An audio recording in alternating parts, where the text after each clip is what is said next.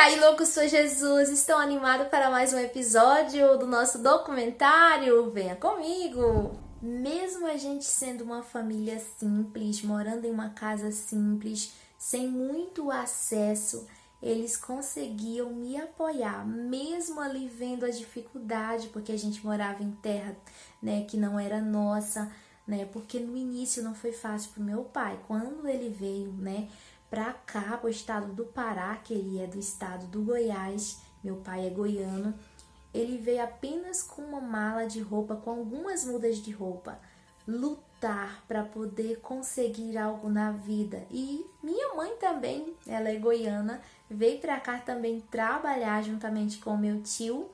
E ali ela ficou trabalhando na casa do meu tio por 11 anos, até ela conhecer o meu pai, que também trabalhava para o meu tio.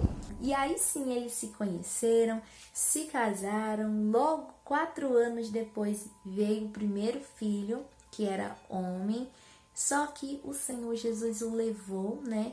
E aí depois de mais 2 aninhos veio quem? Denise Santos, isso mesmo, que fala com você.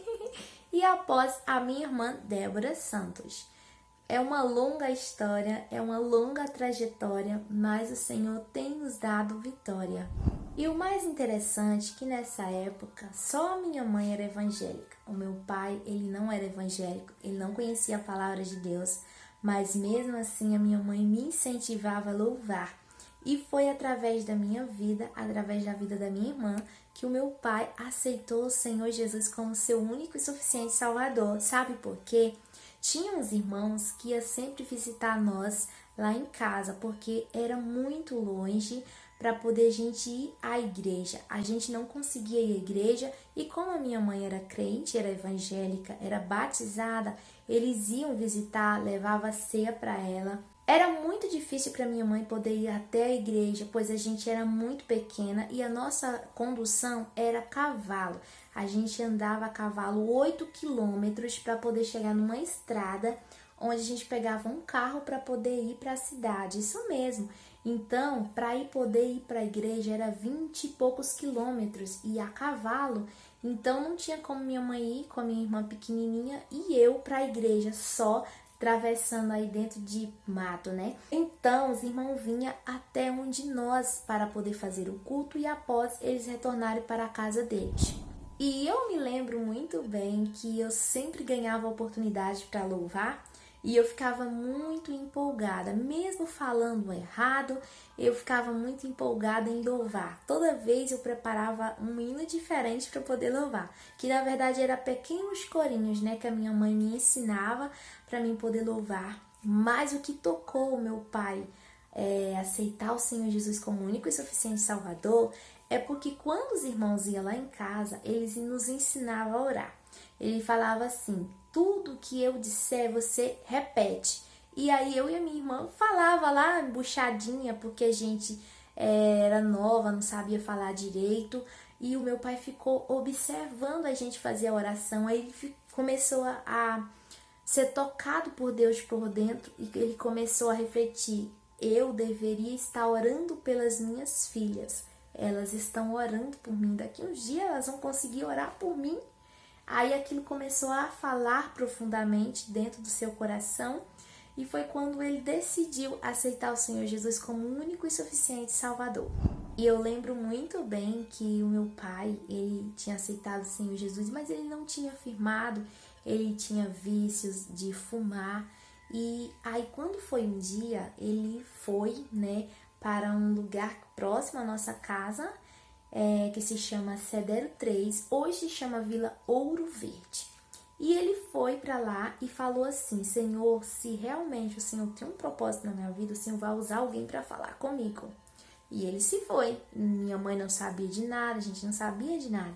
E ele sim se foi. Chegando lá, ele ficou lá até de tarde e falou que ele sempre gostava de falar mal dos crentes. Mas hoje pensa num crente abençoado pelo Senhor Jesus. É desse jeito que dá. E ele pegou e falou umas coisas lá, né? Porque Deus não tinha usado ninguém para poder falar com ele. Quando ele estava saindo da vila, ele escutou de longe um louvor. E aí ele seguiu aquela voz e foi bater lá onde estavam as irmãs louvando ao Senhor Jesus e orando. Aí a irmã disse bem assim: eu sabia que Deus ia mandar alguém para mim orar hoje. Eu estava aqui desde de manhã e Deus ainda não tinha enviado a pessoa. Eu estava aqui nesse momento louvando para a gente orar e eu ir embora. Mas aí Deus me incomodou para ficar mais um pouquinho, porque Ele ia enviar a pessoa. E a pessoa era o meu pai. E o Senhor Jesus falou muito lindo com ele. Por sinal, um dia eu vou trazer ele aqui para ele poder contar o testemunho dele. E aí, a partir daquele dia, ele parou de beber, parou de fumar. Ele não conseguiu, assim, imediatamente, né, largar do vício. Ele tem até um testemunho muito lindo, onde ele foi liberto por completo, né, do seu vício de fumar, né? Deus, ele é incrível. Quando ele quer fazer uma pessoa... Deus, ele é incrível. Quando ele quer transformar uma pessoa, ele tem seus meios de trabalhar e de pouquinho a pouquinho, sabe? Você já viu um oleiro quebrar um vaso e sair rápido para poder fazer ele novamente e já ficar pronto rápido? Não, tem um grande processo, né? E assim é na vida da pessoa que Deus está trabalhando. E isso aconteceu com meu pai, foi processo após processo.